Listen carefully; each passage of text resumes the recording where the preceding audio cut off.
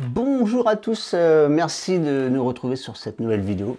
Alors je veux déjà remercier les personnes qui ont regardé la vidéo d'avant parce qu'on a atteint 1000 vues, un peu plus de 1000 vues.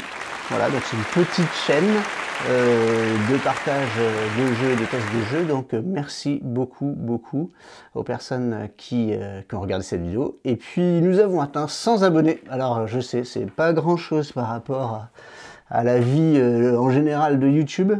C'est pas un objectif d'avoir 2 millions d'abonnés non plus, mais voilà, ça fait toujours plaisir. Donc voilà, je voulais vous remercier pour celles et ceux qui ont pu regarder les vidéos, et on va continuer à vous en proposer. Aujourd'hui, une vidéo un peu patchwork, on va dire ça comme ça. Alors, nous sommes allés à l'Ours Pimpant, qui est un bar de Dijon. On les embrasse, des amis, on va dire ça comme ça. Merci de nous avoir accueillis pour filmer un petit peu les avis de joueurs et de joueuses. Donc nous avons testé 3 jeux avec des personnes qui étaient présentes ce soir-là, donc il y a quelques jours. Et nous leur avons demandé, après avoir joué un petit peu à ces 3 jeux, quels étaient leurs avis. Donc quels étaient les 3 jeux? Le premier, il est nommé à Cannes dans la catégorie reine, on va dire, des jeux, c'est Odin.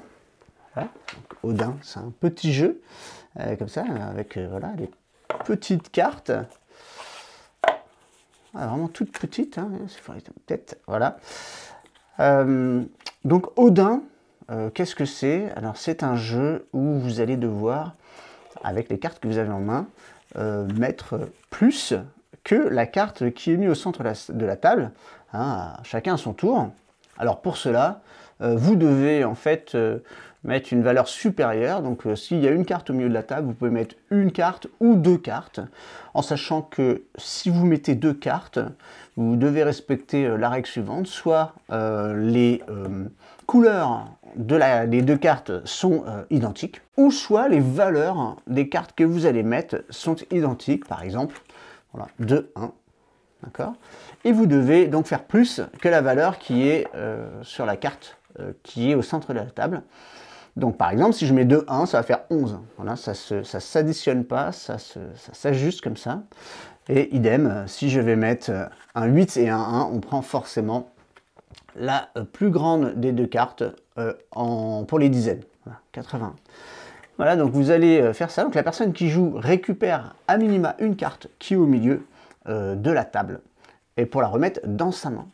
Voilà, l'objectif, comme ça vous faites le tour jusqu'à ce que plus personne puisse jouer, et puis un nouveau tour commence, et l'objectif c'est qu'il n'y ait une personne qui se débarrasse totalement de ses cartes. À ce moment-là, eh ben, les joueurs et les joueuses restantes vont additionner les valeurs des cartes qu'ils ont en main pour savoir combien de points ils ont, et c'est la personne qui a le moins de points qui gagne la partie. Donc ça peut se faire en une manche. Vous verrez que des fois, quand les cartes sont pas, on va dire, adaptées, ça se joue en une manche, et parfois 2, 3 manches. Voilà. Vous pouvez augmenter, hein, le jeu précise, on peut faire 15 points la partie, mais vous pouvez mettre 20 points la partie si vous voulez faire un truc beaucoup plus court, mais je vous déconseille quand même de faire 10 points. Voilà. Mettez peut-être un peu plus de points si vous voulez que ça dure un peu plus longtemps. Voilà. Donc on va voir les avis des personnes qui étaient présentes à l'Ours Pimpant, et puis je vous donnerai le mien juste après. Alors j'avais déjà joué à ce type de jeu, très sympa, rapide, efficace, règles faciles à comprendre.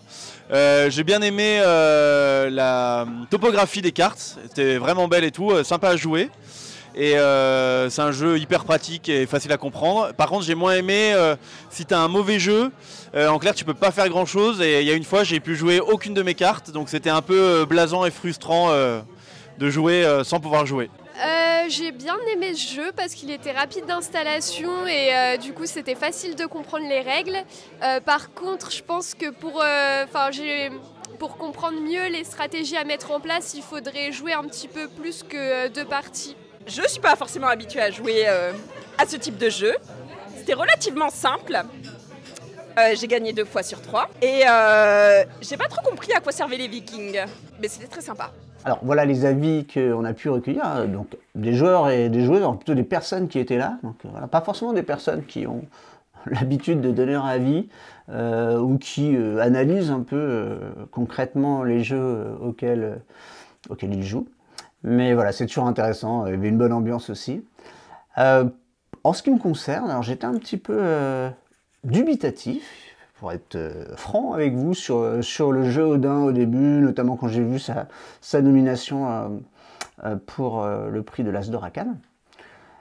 Mais c'est un petit jeu qui se joue très très bien, qui coûte pas très cher hein, déjà, qui se joue très très bien, très très vite. Voilà, alors les petites cartes sont très sympas. Voilà, donc vous l'avez entendu, il y a une thématique de Vikings. Alors, la question mérite d'être posée. Pourquoi les Vikings? La réponse est indiquée dans les règles du jeu que vous avez en 6 langues d'ailleurs dans la petite boîte. Donc, ça prend beaucoup de place, les petites règles.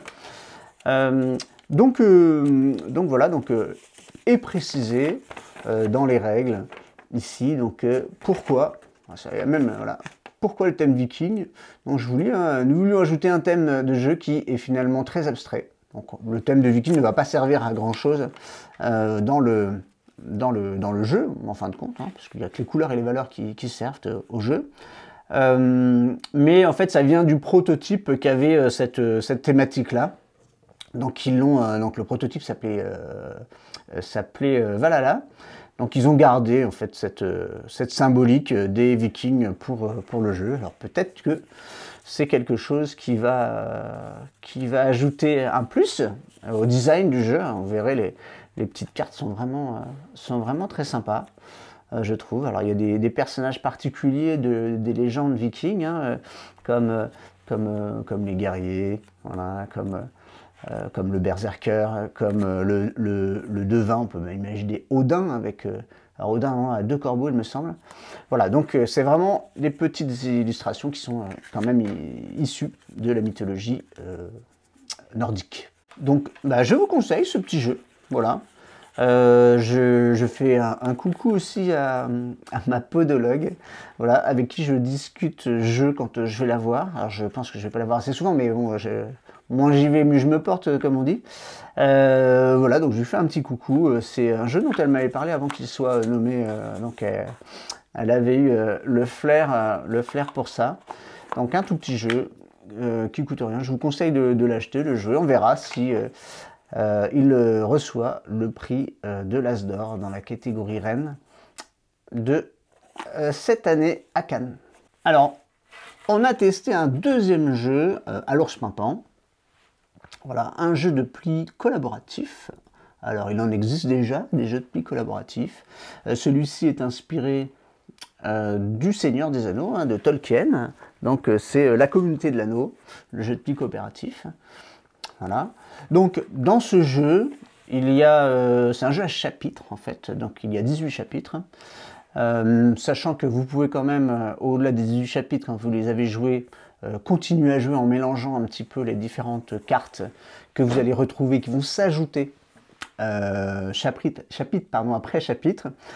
Donc vous jouez en fait des héros du Seigneur des Anneaux, hein, comme Frodon, Bilbon, Gandalf, Pipin, voilà, et d'autres qui vont venir s'ajouter, je ne spoil pas, dans les différents chapitres qui vont arriver. Et ces personnages, que chacun doit choisir en début de partie, ont des conditions de victoire, des objectifs de victoire. Par exemple, Frodon doit toujours avoir le plus d'anneaux possible dans les cartes qu'il récupère. C'est un jeu de pli. D'accord ? Donc c'est superbement illustré, hein, le petit livret. Voilà, c'est très très court, très facile à lire. Bonne prise en main. Et vous voyez, vous avez des cartes, voilà, de base ici, hein, avec un premier chapitre, donc il y a des aides de jeu, avec un premier chapitre, et puis vous avez donc des cartes qui ont des valeurs, et puis elles représentent les montagnes, les collines, la forêt, et puis les ombres. Voilà. Vous avez, voilà. Et puis vous avez les cartes anneaux, comme celle-ci. Donc, vous distribuez les cartes, chacun a ses cartes, et à ce moment-là, une fois que vous avez vos cartes en main, vous choisissez un personnage au centre de la table. Il y a des personnages qui sont obligatoires à choisir. Si vous êtes, par exemple, s'il y a 4 personnages et vous jouez à 3, eh ben, il y a des personnages avec des étoiles dans le chapitre, sont précisés. Vous devez absolument les prendre pour jouer la partie. Voilà, donc l'objectif pour gagner le chapitre, bah, c'est que chacun remporte, atteigne, on va dire plutôt les objectifs qui sont précisés sur la carte du personnage. Voilà, et une fois que vous avez réussi un chapitre, vous passez au chapitre suivant. Alors vous voyez, vous avez d'autres chapitres, qui vont jusqu'à 18. Donc vous découvrez au fur et à mesure les choses. Alors chaque chapitre est illustré par une carte qui précise au début quel est le contexte narratif dans lequel vous jouez. Donc c'est un petit plus. Et puis vous avez au dos de cette carte chapitre les consignes à respecter pour ce chapitre. Voilà. Je vous laisse avec les avis des joueurs et des joueuses qu'on a recueillis à l'Ours Pimpant. C'est un jeu qui m'a fait un peu penser au jeu The Crew ou au tarot. Mais du coup, c'est un tarot qui est collaboratif, on va dire. Mais j'ai pas encore eu la façon de bien jouer. Et voilà, du coup, un petit peu déçu pour l'instant. Non, un jeu très sympa pour les fans de l'univers Tolkien. Et vraiment assez facile à comprendre avec les instructions sur les cartes. Et le côté coopératif est très intéressant. Alors, dommage qu'on n'ait pas fait les autres chapitres. Je pense que ça pourrait être pas mal. Mais du coup, non, franchement, je recommande assez vivement. Très sympa. Alors voilà les retours que les joueurs et les joueuses nous ont fait. Pour ma part, alors j'ai pas joué les 18 chapitres, pour être franc avec vous. Je me base aussi sur les retours d'un ami Étienne qui a pu tester un peu plus loin les chapitres. Alors, vous pouvez comparer bien sûr ce type de jeu avec des jeux comme The Crew. Voilà, et même certains vont peut-être considérer que The Crew, en tout cas The Crew Mission Sous-Marine, c'est mon préféré également, le numéro 2, donc est beaucoup plus alors, efficace ou difficile. Voilà, donc vous pouvez avoir, pour les gens qui jouent souvent à ce type de jeu de pli, la sensation d'avoir des missions un peu faciles. Voilà, alors voilà, est-ce que le niveau de challenge, on va dire, est difficile? Alors pour les joueurs qui n'ont pas, et les joueuses qui n'ont pas l'habitude de ce type de jeu, ça peut au contraire être beaucoup plus difficile. Mais pour les gens qui ont l'habitude, ça peut vous sembler facile. En plus, vous êtes limité par un nombre de personnages, donc il y en a 4 au début, mais il y en a plus par la suite. Donc vous pouvez avoir la sensation d'avoir un peu une redondance, que le jeu est un petit peu toujours le même. Bon, en tout cas, le jeu est très bien fait, très bien réalisé. Le chapitrage aussi, alors quand on ne connaît pas forcément l'histoire, ça ne va pas vous perturber. Sinon, sur les chapitres, ça va vous paraître un peu confus, peut-être pas trop linéaire. C'est l'avis qu'on en a fait en dehors de ceux qu'on a recueillis à l'Ours Pimpant. Voilà, donc ça reste un jeu qui est un jeu de pli coopératif. Donc si vous avez l'habitude de jeu de pli, ça va vous plaire, mais peut-être vous serez un petit peu déçu. À vous de tester, voilà, pour voir si cela vous convient. Et je vous rassure, vous pouvez, après les 18 chapitres, donc c'est indiqué dans le livret, garder les cartes en fait, donc vous n'êtes plus en mode découverte, mais gardez les cartes pour toujours jouer à ce jeu de pli coopératif. Voilà. Le troisième jeu qu'on a testé à l'Ours Pimpant, alors il est sorti depuis le 6 décembre et si vous avez vu la vidéo précédente, vous savez qu'il fait partie de mon top 10 des meilleurs jeux 2024. Alors, il est sorti toute fin d'année, donc pour pas mal de monde qui n'a pas forcément l'habitude de jouer avec des jeux qui viennent de sortir, vous n'avez pas forcément déjà joué à ce jeu. Alors, il s'agit de The Gang. Voilà, je ne refais pas la présentation du jeu. Je vous invite à aller revoir la vidéo précédente. pour voir de quoi il s'agit. Alors il s'agit d'un jeu de poker coopératif, d'accord. Donc on l'a fait tester à des personnes à l'Ours Pimpant, hein, un groupe de personnes à l'Ours Pimpant, et je vous invite à écouter leur avis et je reviens juste après.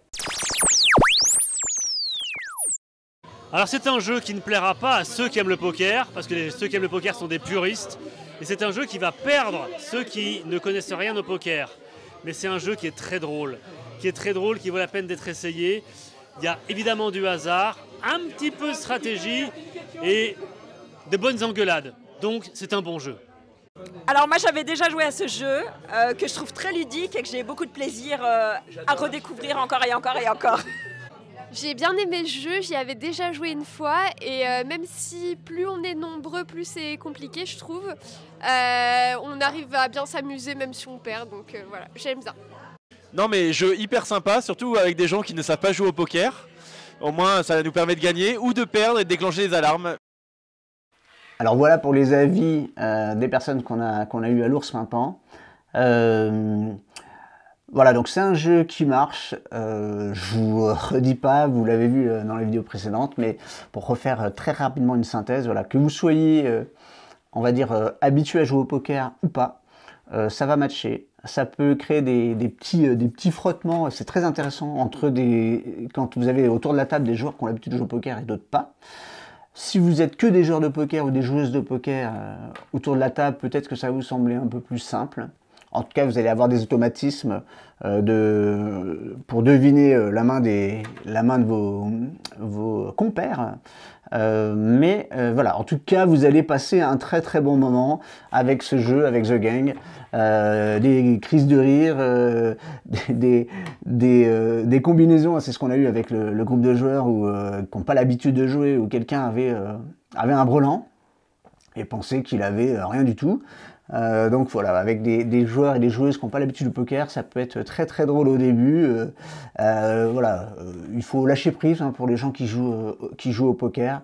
Voilà, chacun joue comme il le souhaite. Vous pouvez leur donner quelques tips et astuces au travers de la partie. Comme ça, les personnes vont apprendre à jouer au poker d'une certaine manière, sans la partie bluff, parce que nous ne sommes pas en compétition. Mais ça marche. Et ça, on en est sûr. Alors c'est étonnant qu'il ne soit pas nommé à l'As d'or, peut-être parce que voilà, ça reste du poker, parce qu'il n'y a peut-être pas beaucoup d'innovation. Voilà. Mais en tout cas, ça c'est une valeur sûre. Vous allez en entendre parler si ce n'est pas déjà le cas. Alors je vous l'ai dit, c'est une vidéo patchwork que je vous propose aujourd'hui. Pourquoi? Alors parce que voilà, on a fait quelques petits tests avec des personnes qui étaient à l'Ours Pimpant et dans la même semaine on est allé en Jocadie.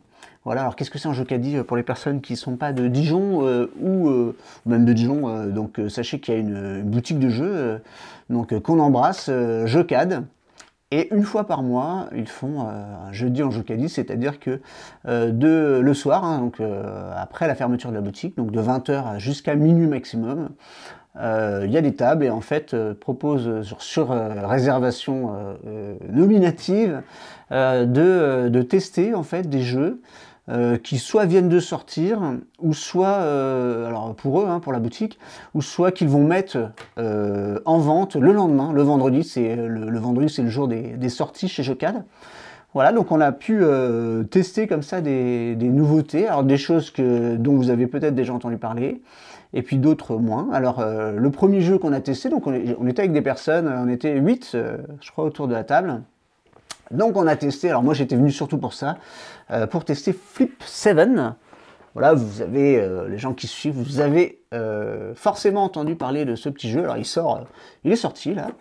Il y a même quelques pubs, donc vous allez peut-être commencer à avoir des publicités sur les médias plus classiques sur des jeux. Voilà, en tout cas, le slogan de Flip 7, c'est le meilleur jeu de cartes de tous les temps, rien que ça. Alors, qu'est-ce que c'est? C'est un jeu de stop ou encore. D'accord, donc ça permet déjà, quand on a joué avec les gens, de se découvrir un peu quelles étaient les limites de chacun et chacune. Donc on va collectionner des cartes une par une pour marquer autant de points que le total de leur valeur. D'accord? Donc il y a quelqu'un qui donne les cartes, donc on donne première carte à tout le monde au début, puis dès qu'on commence le deuxième tour, on va dire dans la distribution, on va demander voilà, stop ou encore, la personne dit stop ou encore, et donc stop, elle garde sa carte, encore elle prend la carte que lui propose le donneur ou la donneuse. Voilà.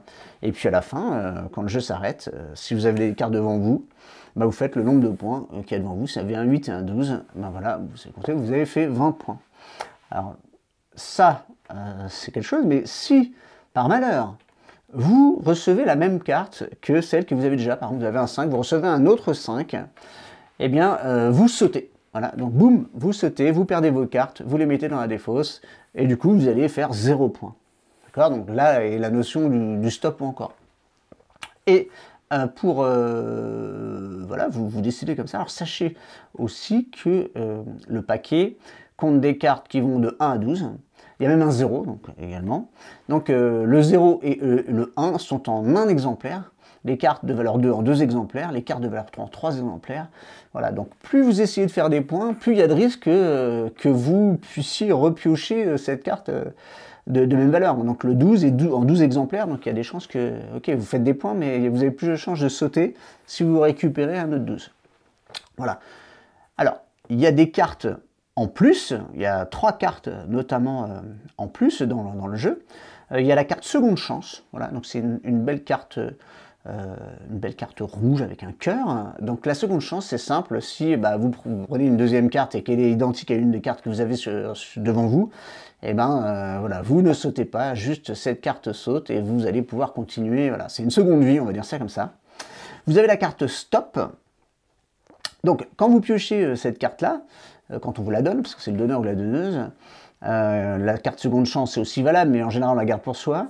Quand vous avez la carte stop qui vous est distribuée, vous pouvez donc la donner à quelqu'un autour de la table. Donc, et ce faisant, la partie s'arrête pour lui. Alors il ne saute pas, la personne a toujours ses cartes devant elle, mais elle ne peut plus continuer à jouer. La troisième carte un peu différente que vous allez pouvoir avoir, c'est ce qu'on appelle le 3 à la suite.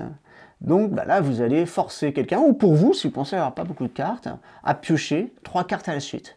Donc ce qui augmente un peu le risque de tomber sur des cartes identiques, et donc de sauter.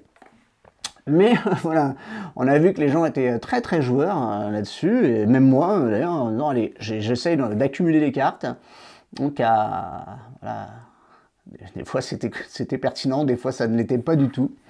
Voilà, donc vous pouvez bien sûr donner cette carte à d'autres, et hop, il se tape le 3 à la suite. J'ai oublié de dire, donc ça s'appelle Flip 7, pourquoi? Parce que si vous arrivez à recueillir 7 cartes, donc 2 valeurs différentes, sans sauter, le jeu s'arrête automatiquement, vous faites le nombre de points que vous avez avec ces 7 cartes, plus un bonus de 15 points. D'autres cartes que vous allez avoir aussi dans le jeu, ce sont les cartes bonus, c'est-à-dire que vous allez avoir des cartes plus 2, plus 6, plus 10 il me semble, et puis également une carte x2. Donc voilà, si vous ne sautez pas, et le x2 va multiplier par 2 la valeur des cartes que vous avez devant vous. Donc voilà ce petit jeu de Flip 7, de Stop et encore, qui marche très très bien. Alors forcément c'est à partir de 3, si vous êtes un petit nom, 4, 5 peut-être, ça peut commencer à être sympa. Nous on était 8, c'était vraiment excellent. Si vous êtes trop nombreux, parce que vous pouvez jouer encore à plus que ça, vous pouvez avoir peut-être un temps d'attente entre le moment où vous recevez votre carte et puis le temps que ça fasse le tour de la table. Mais c'est indiqué que vous pouvez jouer par exemple à 18. Si vous jouez à partir de 18, il faut racheter un deuxième jeu, vous pouvez mélanger les deux jeux. Voilà. Bon, je ne sais pas si c'est pertinent à plus que... Là on était 8, c'est 8-10, je pense que c'est vraiment très très bien. Voilà. Alors, super jeu, franchement je vous invite dans une vraie partie de réglage, ça joue très très vite, il n'y a pas besoin de réfléchir. Plus que dire j'y vais, je continue pas. On a joué aussi avec une personne qui ça sautait tout le temps, donc elle n'a pas fait beaucoup de points la première partie, qui a pu se venger, on va dire, la fois d'après. Bon, c'est très très drôle. Voilà, je vous invite à le tester, voire à l'acheter si vous le souhaitez. Flip 7. Alors, on a testé un deuxième jeu chez Jocad qui s'appelle The Same Game. Donc c'est un jeu de Wolfgang Warsch que vous connaissez peut-être par The Mind, les charlatans de Belcastel aussi. Voilà, donc c'est un auteur assez connu. Alors The Same Game, c'est un jeu coopératif et communicatif dans lequel les joueurs et les joueuses vont comparer deux objets qui vont proposer, écrits, avec différentes catégories. Par exemple, le prix, la longueur, les exemplaires dans le monde, etc. Donc les catégories diffèrent en fonction du niveau de difficulté que vous vous imposez. Donc chaque joueur va tirer une carte objet et pense à un autre objet, et puis qui partage une similitude parmi les paramètres, par exemple la similitude de prix, la similitude de longueur, d'exemplaires, voilà. Et les autres joueurs donc, vont devoir en fait discuter et déterminer quelle catégorie parmi les 7 exclure pour réussir à trouver au final la catégorie qui, selon le joueur ou la joueuse, fait lien entre les deux objets. Donc si vous trouvez une catégorie qui n'est pas en lien, vous prenez en fait le petit gobelet en plastique qui est en rapport avec le paramètre et vous le mettez sur le plateau de jeu, et plus vous en accumulez, plus vous faites de points. Au début vous avez des points négatifs et voilà, vous avez une sorte de piste de score tout autour du petit plateau de jeu, et l'objectif à la fin, une fois que tout le monde a joué, c'est de pouvoir aller le plus loin possible, donc jusqu'à la médaille d'or. Voilà, puis après vous avez une sorte d'échelle de valeur dans le livret qui vous indique voilà, votre niveau par rapport à ça. Alors on a été super étonnés parce que effectivement, quand on présente le jeu, c'est ce que a fait Stéphane, je crois, de chez Jeucad. Quand il nous a présenté le jeu, on a fait ouais, ok, on a pensé à Codename, un jeu d'association d'idées, quelque chose comme ça. Et puis en jouant, ce jeu s'est révélé extrêmement drôle. Parce que autour de la table, donc ça se joue à 6 joueurs max, 6 joueurs, 6 joueuses. Autour de la table, on n'a pas les mêmes références. Voilà. Je prends l'exemple d'un joueur, Edouard, que j'embrasse, qui disait, bah si, une église et un tracteur, c'est la même forme. Regardez une église par le dessus, ça aura la même forme qu'un tracteur vu par dessus. Voilà, vous avez des perceptions et des repères chez les joueurs et les joueuses qui ne sont pas les mêmes. Donc c'est assez drôle, hein. On a vraiment beaucoup ri sur ce jeu. Alors il marche très bien. Quand je suis parti avec les gens qui étaient là, il y avait 3 tables de jeu en fait à Jeucad. Et à la fin, donc il y avait différentes personnes, hein, des personnes de différents âges, et à la fin, toutes les tables, je dis bien toutes les tables, jouaient à ce jeu, quoi. Donc le jeu marche extrêmement bien. Vous pouvez jouer avec voilà, des jeunes, des plus vieux en même temps, il n'y a aucun souci. Il est très difficile un peu comme ça à expliquer dès le début, enfin très difficile, un peu, voilà, c'est pas évident à capter en fait ce que c'est. Mais alors une fois qu'on est dedans, c'est ultra simple. Voilà, et c'est très marrant, vraiment ludiquement ce jeu marche très bien. Et puis c'est un jeu qui peut faire aussi l'objet d'un détournement, on va dire, pour l'utiliser dans un cadre professionnel.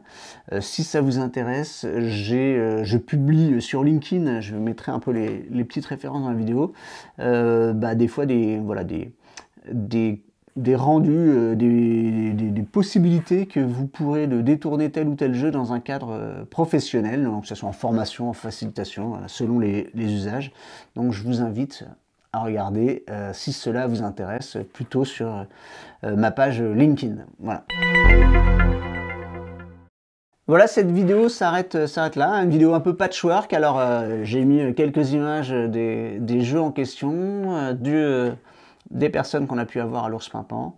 L'idée c'est de continuer à faire ce type, alors pas de patchwork, mais c'est d'avoir voilà, des phases de test avec des jeux qui viennent de sortir et d'avoir les avis des joueurs et des joueuses qu'on a sous la main, alors quels qu'ils soient. Moi je trouve ça important parce que j'ai des avis sur les jeux, je teste, j'ai une expérience sur les tests, j'ai des jeux que j'aime bien et d'autres moins, et c'est bien aussi de croiser avec des joueurs qui vont aimer d'autres types de jeux.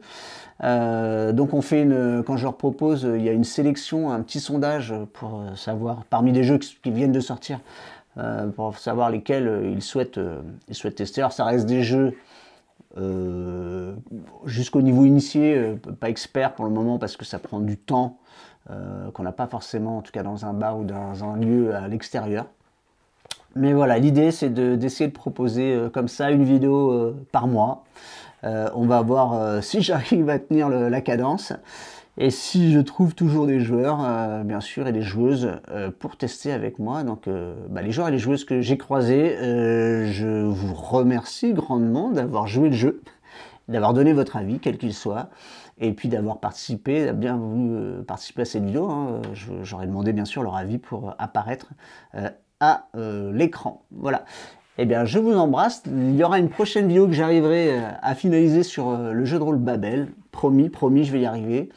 Et puis, dans 10 jours, pour être exact, 10 jours, je pars à Cannes, au Festival international du jeu, avec mon compère Étienne Galmiche et aussi ma compère Claire Soleny, avec qui on a écrit le livre que vous connaissez forcément, j'espère. Mais voilà, on va aussi être accompagné de Jean-François. Donc on va être là-bas. Petit message aussi, parce que je fais partie, ainsi qu'Étienne, du syndicat français des Serious Game Designers. Donc il y aura un stand à Cannes. Donc si vous êtes dans le coin et vous êtes intéressé aussi par la pratique dans le cadre professionnel, formation, facilitation des jeux, n'hésitez pas à aller sur le stand du syndicat français des Serious Game Designers. Voilà, je vous embrasse. On fera bien sûr des vidéos sur Cannes. Il y aura du montage, il y aura peut-être du gros montage sur une vidéo finale, peut-être des one-shots, des shorts aussi, peut-être sur YouTube ou sur Instagram. Vous pouvez aussi me suivre sur Instagram. Voilà, on espère vous donner plein de nouvelles choses pour celles et ceux qui n'ont pas l'occasion d'aller jouer à Cannes, la grand-messe internationale du jeu. À bientôt!